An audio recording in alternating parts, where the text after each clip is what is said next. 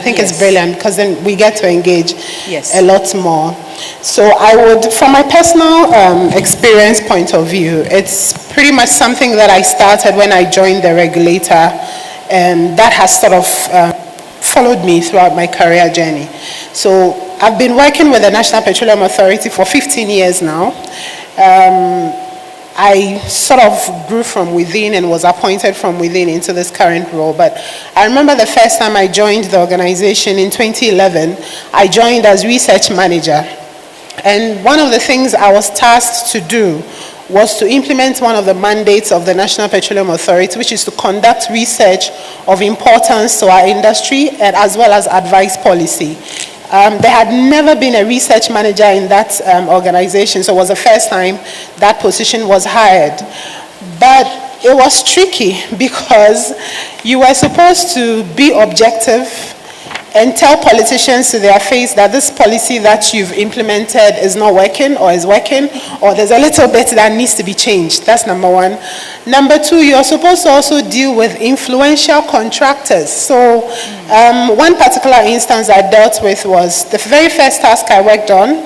My CEO at that time handed me a demand study report that we had paid huge sums of cedis for, hundreds of thousands of Ghana cedis for that project.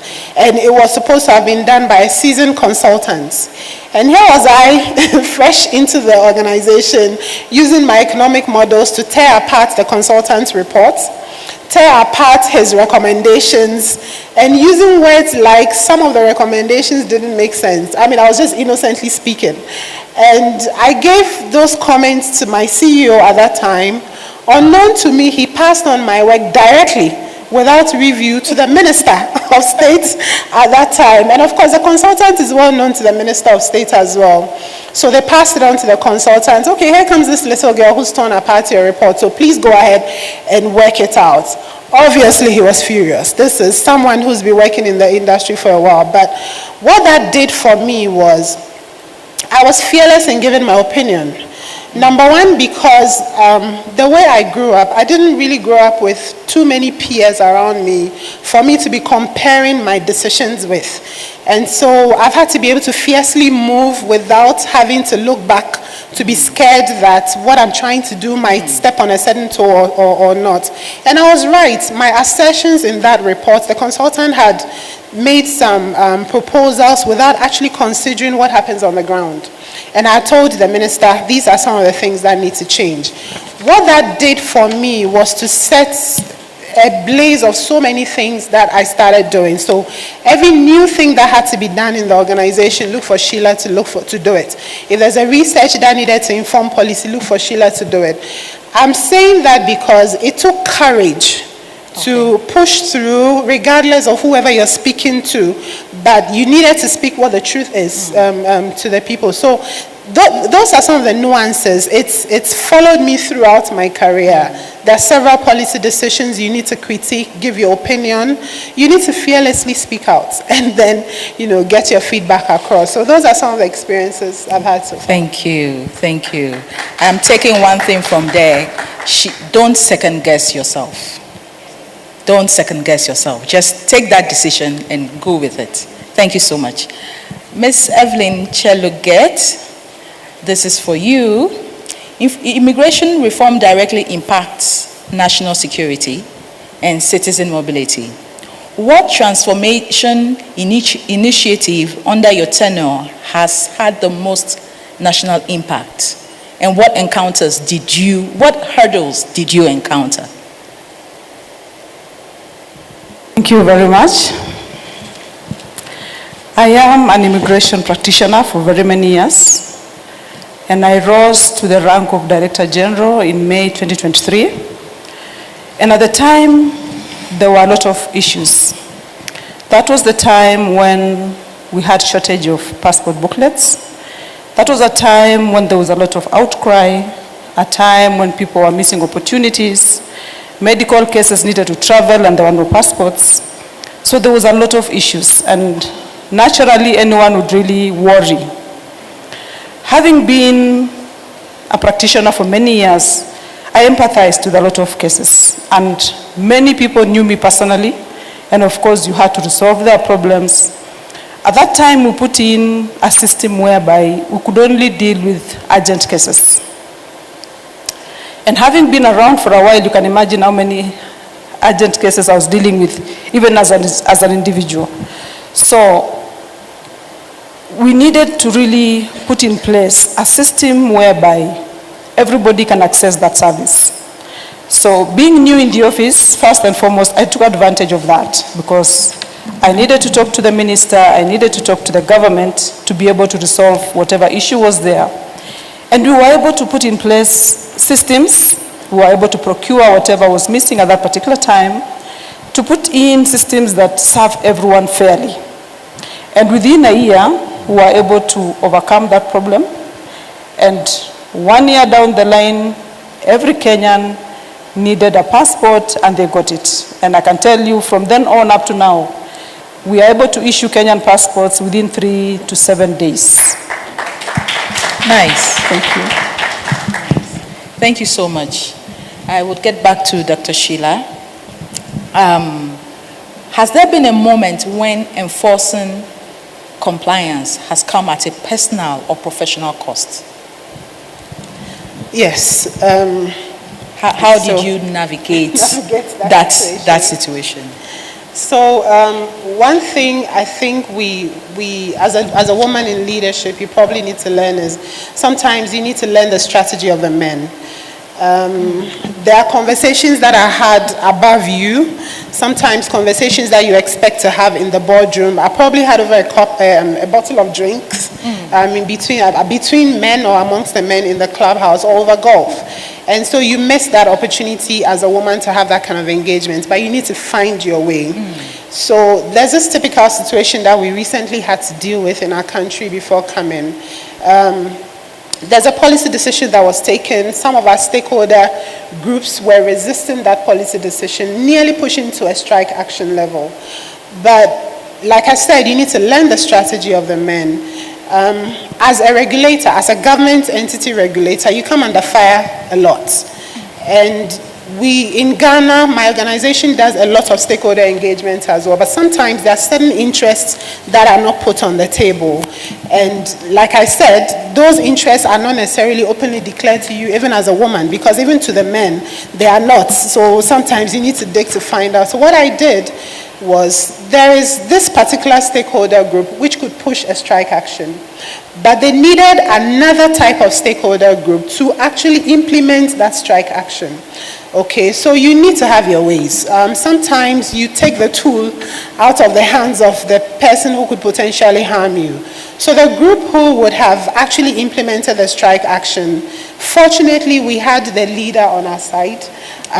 Tear apart the group interest at some point in time, push some personal interest with that particular leader. And, you know, even though somebody was pushing a strike action, the implementer of the strike action, you know, didn't go through with it. There are some tactics you need to play, but the men will play it without any resolution. And so if you want to work in that space as a woman, you need to learn to play those games. And so personally, I had built a relationship with the last mile person who would have been used to take on that strike action. And he owed allegiance to me. So obviously you have certain calls come through. The gentleman called me and told me of what was impending and actually confirmed to me that because of that allegiance, he wasn't going to pull through with it. But it's a relationship you build over time. It's trust that you build over time. And the men do it, like I say. They don't record themselves doing it. Of course, you're not doing anything bad, but you need to have the tools at your hands to be able to dissolve any bad situation. So there was nothing bad that was done, but you had to take your stakeholder engagement process to the next level. And I say the men do it, so why won't a woman also do it? Fantastic. Fantastic. We need to learn to play the game of men. Ms. Cheluget, I come to you again. Digitizing immigration systems is no small feat. Earlier you said in Kenya now you do passports within 3 to 7 days. I'm sure you owe that to digitization.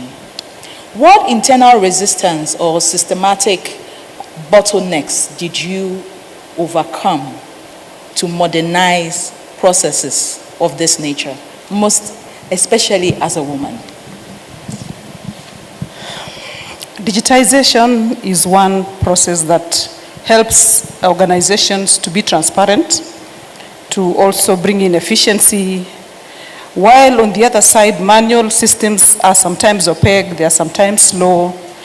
And so leveraging on technology in immigration has really boosted us to levels that now we are very proud of. For your information, the Directorate of Immigration was among the first government agencies to digitize. We were among the first people to enter into the e-citizen space. And for a long time, we were the only ones who were there. So we have had an experience of our own in terms of digitization. And now that we are in the era of digitization, there was no option for us. We really had to do it. And having come in at a time when there were issues, especially serving the local Kenyans, immigration serves clients even internationally. So we needed systems that are efficient for our international clients, for the Kenyans that are abroad, as well as the Kenyans that are here. So digitization has been a journey in immigration. And what I have learned is that, of course, in every space, change, there is resistance to change. And there are normally people who really don't want to change, depending on how comfortable they have been with systems.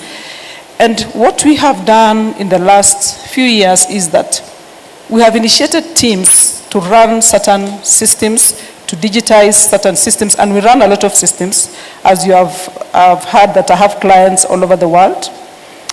And to be able to bring everyone on board, first and foremost, you bring up teams to own up the process. So we initiated teams to own the process, you sensitize them so that they can run with it as their own. In this space of democracy, everybody has their own opinion, but when it comes to service to the people, we make sure that everyone is on board. And what I did is that I led most of those teams. I don't like surprises, so I wanted to be there to see what is going on, to be able to manage the systems. I actually was a chair of most of the teams. And I had co-chairs, so when I'm not in, the co-chair had to brief me so that we are moving at every level. And you see, when officers see you committed, they actually rally behind you. Whether they like it or not, they rally behind you. And when systems start to produce results, then you find people warm up towards the systems. The efficiency in immigration right now has made the officers very proud. So resistance, we may not feel it so much. We have more to celebrate than to resist. Thank you so much. Thank you. One thing I'm taking from you is, even though you're delegating, you're hands-on the project. You said you're chair on every team you set up. That's commendable. Thank you so much. Okay, Dr. Sheila, I'm coming back to you. The NPA has strengthened monitoring and transparency in fuel supply systems. What were the toughest operational challenges in tightening these systems? And what lessons did you learn about resilience from here? Okay, so we're a regulator, we're a government entity. There will be so much resilience from the sector players that we want to regulate. And if you know anything about oil money is something that everybody is interested in and a bit aggressive over if you're taking it from them. So there's been several instances, but one notable one that I want to share is sometime in 2015, Ghana started something we called price deregulation, and it was part of about a three-pronged approach to deregulation, which is a big reason for which the National Petroleum Authority was set up. We were supposed to deregulate operation of infrastructure, pretty much taking away the government control in establishments and operation of infrastructure, so port facilities, storage facilities, which were hitherto under strict 100% control of government. Government needed to step aside and have private sector and even public companies take charge and run, like businesses. Number two, we were supposed to also take away the extreme government control in supply. So prior to that, government was doing tender programs to bring in petroleum products into the country. Government pretty much controlled the supply chain, but there's a saying, one of our ex-presidents used to say that government has no business doing business because you won't be efficient. You need to, at some point in time, set the rules, set the enabling environment, and allow private sector or public entities efficiently run it. Now, the third sticky point of deregulation, so we were able to achieve everything except 2015, where we set out to achieve the third sticky point of deregulation, which no country wants to attempt, which is price deregulation. What price deregulation means is that government has very little control in how you set petroleum product prices in your country. And that's a risk, because petroleum product prices determine everything. They drive economic activities, GDP growth, and stuff like that. So prior to our achieving that, every budget cycle, every year, government will set the prices. So you go to the pump to buy petrol, a liter of petrol, government will set the price and announce to the whole country, this is what it is. But to get efficient, we needed to take away that part and have private sector and also business entities, which also belong to government, actually set their prices, and that's the most efficient model in the world. The reason why most countries haven't been able to attain it is because of the political risk of having prices out of the control of government. But we did that, but we of course, you won't irresponsibly just allow businessmen to set prices. We needed to set the rules. And so we've got a pricing formula that we implement, that the National Petroleum Authority was using by themselves to determine the price and announce it to industry. What we did was fine-tune that formula and give it to industry to set their own prices with some 2 or 3 variables. The variables they had in there was, it depends on how they are able to source for the products and the prices at which they land the products in country or get it produced out of a refinery. However you are able to negotiate that FOB price becomes a plus or a minus to you, the service provider. Then there was also the exchange rate, because importers were at liberty to source for the dollar, and petroleum products are traded in USD. So they were at liberty to source for the dollar at any commercial bank. So then they could negotiate the rates and also apply it to their pricing. The expected outcome was competition. So if oil marketing A has a price, oil marketing B should be able to compete and lower their price to be able to have enough volumes to sell. But there are nuances, because the more you introduce competition into a very, very keenly competitive environment like that, people will look for loopholes and try to do illegal stuff. So of course, we observed a lot of illegal activities coming. But what were the lessons there?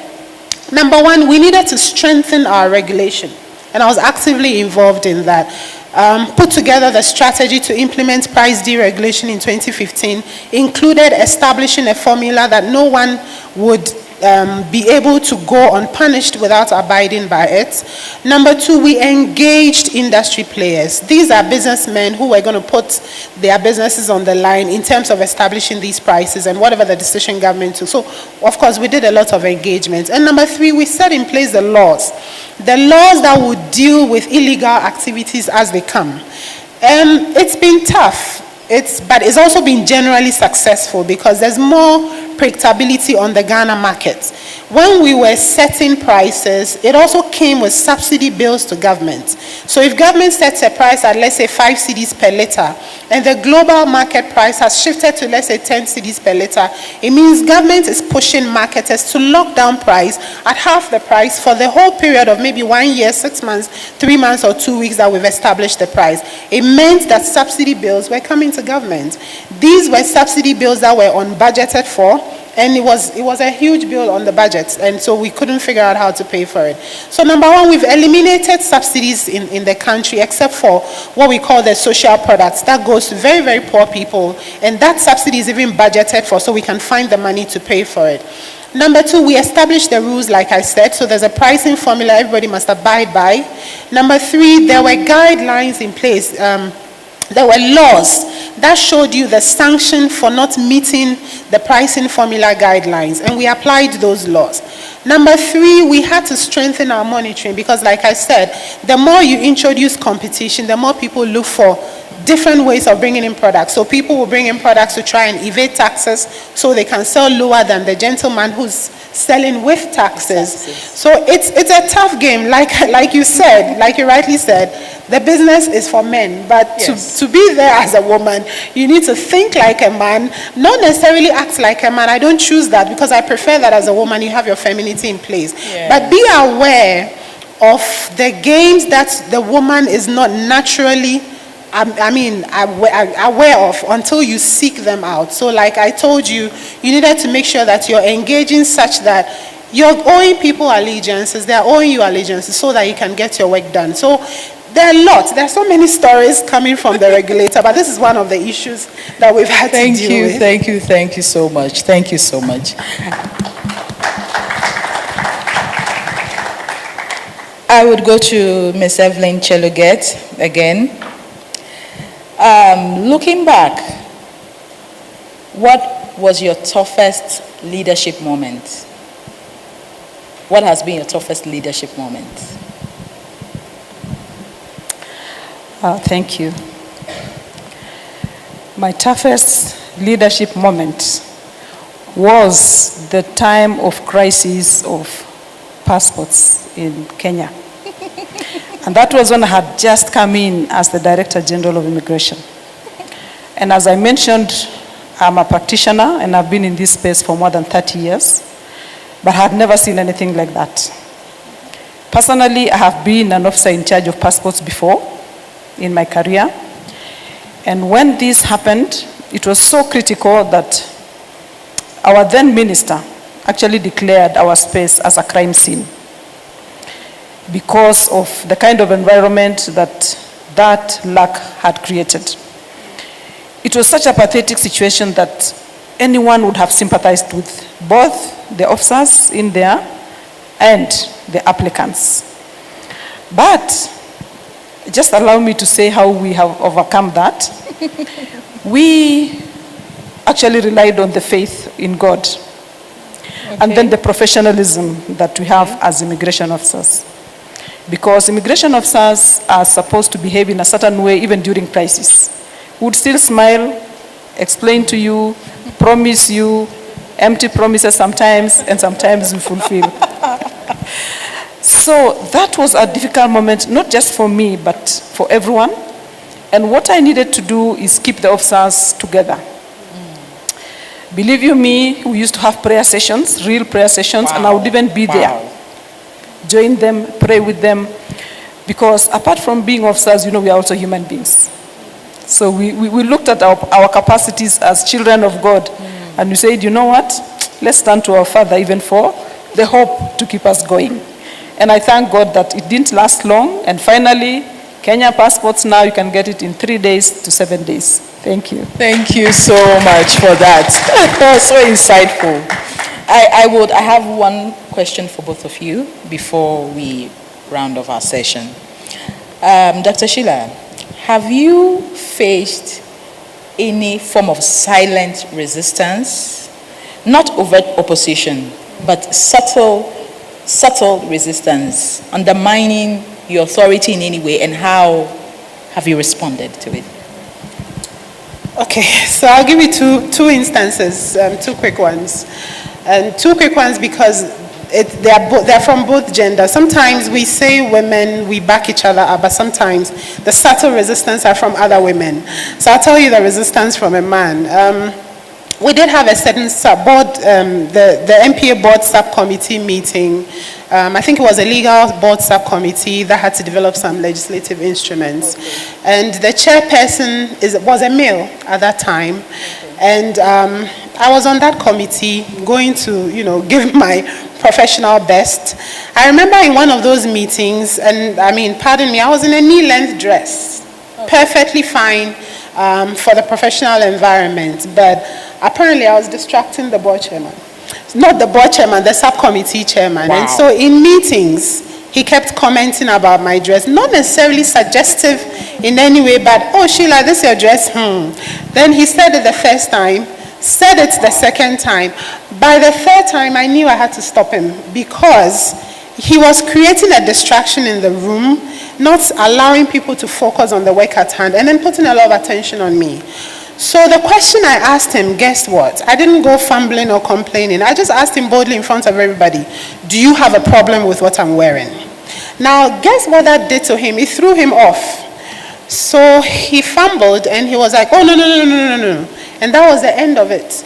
Because my aim was to take attention from my look, which I thought was perfectly fine, and look at what I had to offer with my brain. It was a board subcommittee with a very important assignment: deliver on certain legislative instruments. So do not distract the room with what I'm wearing or whatever you think about what I'm wearing.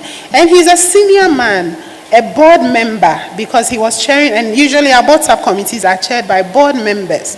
Typically, I should be scared of him, but I mean, I was not going to have it because you were distracting the room. And my lesson here is that you would have felt it would be difficult to approach the situation, but once you speak up, they would back down. The second situation, it's pretty much some subtle resistance from other women in the organization. And I think sometimes it happens to us women. I usually would I'll cut some slack to women, because I usually would say that a woman does not necessarily get up and tomorrow they are bad or they are in a certain mood. Something must have gotten them there. Some traumatic experience, past or present, must have gotten them there. But I feel sometimes we don't handle it well.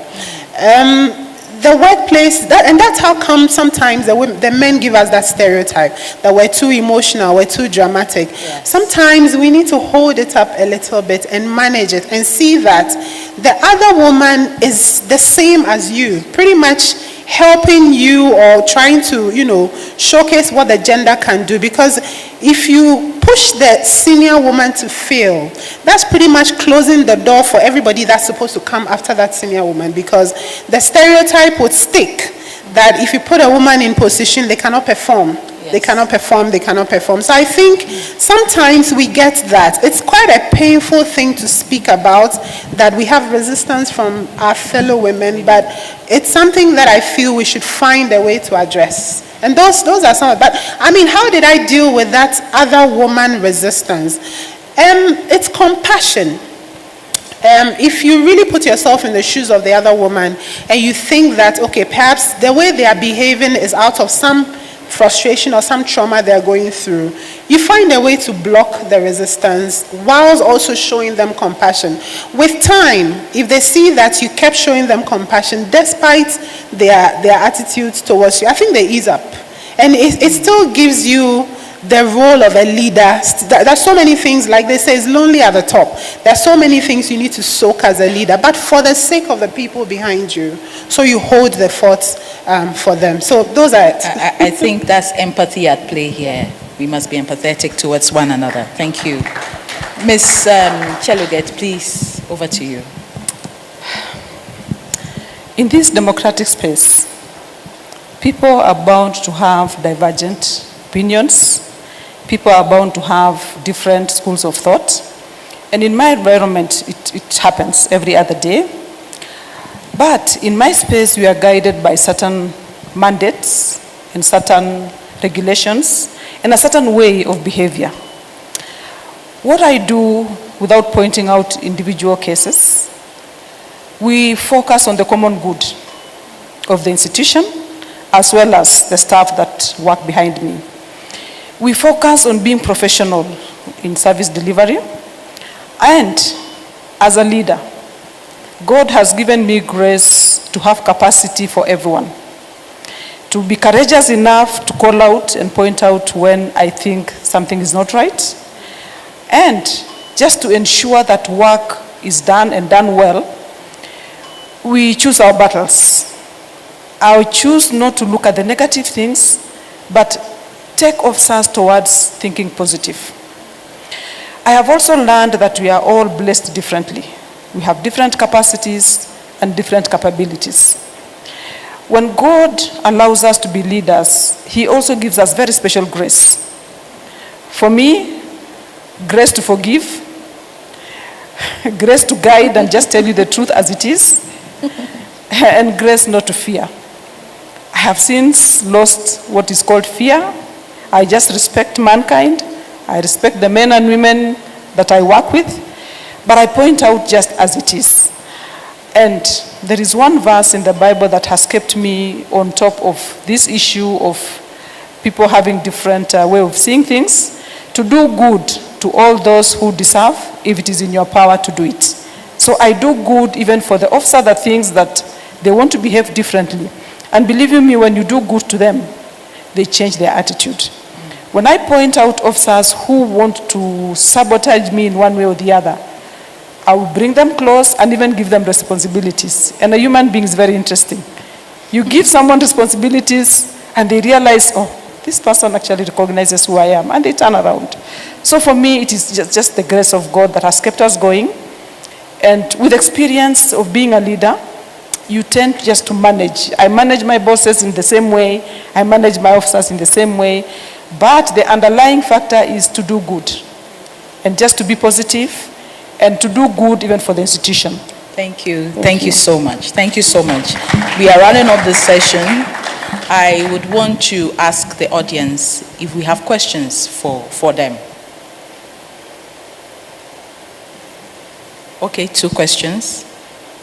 I don't think. Nobody? Okay, there's someone raising up her hand.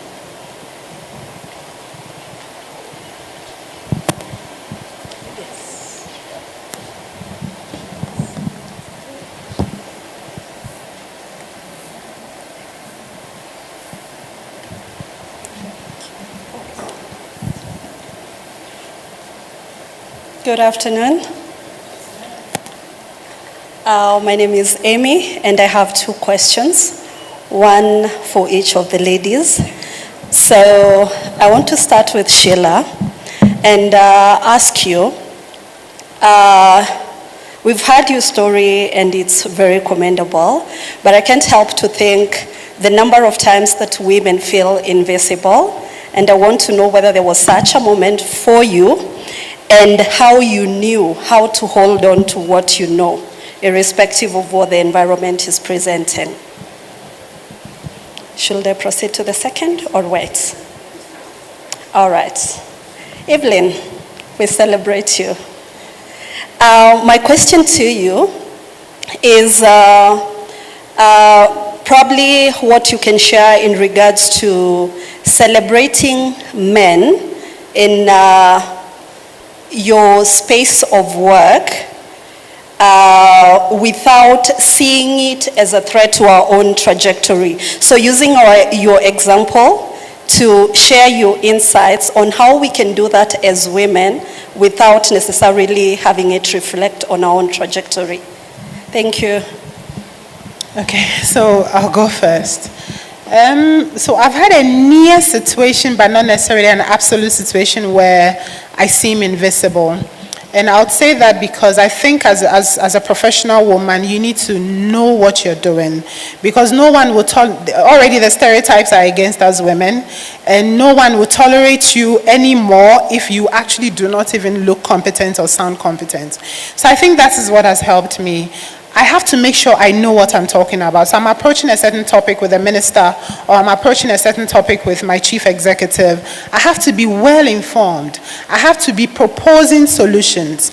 And so if they know that when they come to you, you give them a candid opinion about something, you give them a professional opinion, a well-informed professional opinion about something, you're not likely to be invisible. But people could also intentionally try to make you invisible or intentionally try to shut you down. And it's intentional. It's not because it's pretty much I think it's an ego thing. It's pretty much knowing that you're likely to come up with what they do not want to hear, no matter how candid it is. So it's bullying tactics to try and get you to keep quiet or to look irrelevant so you're not talking. But I think the way you deal with it is to keep rebutting. So I've had 1 or 2 meetings where no one deliberately wants to hear me because they don't want to hear Sheila's opinion, because it is the opposing opinion from what they want to do. It is not because it is not a smart opinion. But at least register the fact that you proposed your solution. And always, always, always, they come back to the fact that, okay, whatever you thought should have been done is what should have been done. So in certain near situations, like I said, I would speak up. I think on one of the panels, one of the ladies was saying that her strategy is to wait to speak up at the end. I'm a bit of a disruptor, so I would make sure you see me. I would make sure if I have to, because I've given you the opportunity to see me. You haven't seen me, I will interject until you see me. And then I'll rebut, and establish what it is I want to establish. To be honest, I take the cognizance of the fact that I'm only providing advice. It is up to the principal to take that advice. And in politics or in the political environment or in public space, sometimes there's certain information that's available to the top that is not available to you, maybe middle level or the next level. And so no matter how you push your advice, it might not be taken because of something that they know that they cannot tell you of. So I don't get upset if my advice is not taken. Rather, I get upset if I have not given it. Because like I think Mrs. Sanya was saying sometime earlier, the worst you can hear, and I'm paraphrasing it, is a no. It's either a yes or a no. So what if it would have been a yes and you did not say it? But that said, I see it happen in upcoming women. The fact that they seem invisible, and indeed they are invisible. So in the oil and gas sector, it's difficult to find women in the technical space because of our STEM challenges. Number two, even worse, finding them in leadership roles, C-suite executive roles. And so you go into C-suite executive meetings, and it's heartbreaking that majority of the women in the room are either admin staff who are taking notes or who are here to serve tea.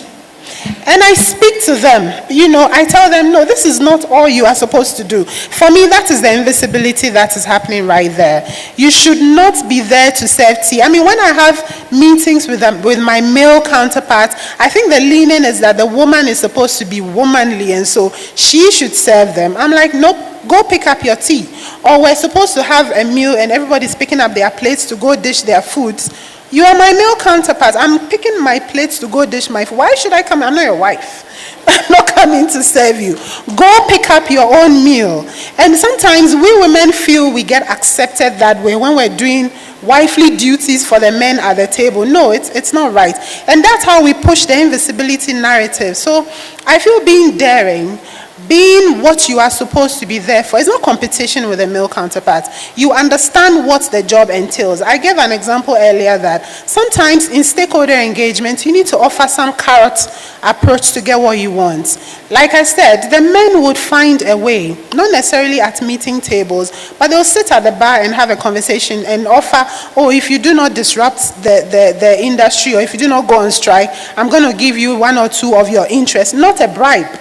1 or 2 of your interests in the industry. The woman should learn that game. Sometimes those things are not taught, in the corporate world. So that's how I've dealt with it. Pretty much be out there, be annoying, be in people's faces, but accept that sometimes your opinion would not be taken, but say it anyway.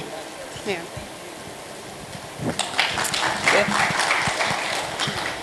Allow me to define appreciation. You said celebrating, meaning appreciating, acknowledging, or maybe rewarding. Thank you. Okay? So, in our space, we have everyone. We have the men, we have the women. Okay? And you only celebrate things that are above others. So if it comes to performance, I want to imagine that it will be across board. There will be a day you'll be celebrating the ladies, and the day you'll be celebrating the gentlemen. So how do you ensure that that celebration is not seen in a different way? I think fairness in the way we acknowledge each other brings us to a safer space, whereby you are fair in that space where everyone performs what they are able to perform, and whoever shines is rewarded. And you see, it's not a one-time event. So no one will accuse you of always appreciating someone. It is something that we live with every other day. And different activities will bring different results. So in those different activities, if you are fair in the way you acknowledge people, I think we are in a safe space. You acknowledge the men, you acknowledge the ladies, and I think we are good with that. Okay? Thank you so much. It's been an insightful session. Our ladies here have shattered tables. They have broken a lot of tables, if you ask me. And one thing I am hoping that we are taking home is, one, as women, we must learn to play the game of men. We must take away sentiments, emotions, and put ourselves out there. Whether they listen or not, at least you need to say it regardless. You have said it and you have done yourself a lot of justice by doing that. And like Ms. Evelyn said, learn to celebrate other people. Let's learn to celebrate other people and show empathy as well. Thank you so much. It's been nice having you here. Thank you. Thank you very much, ladies. Thank you for your time. Let's have one picture together with the moderator.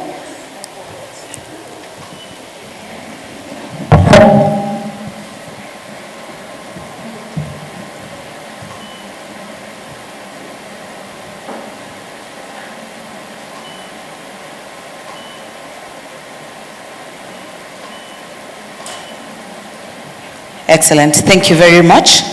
Thank you. And keep shattering the glass ceiling.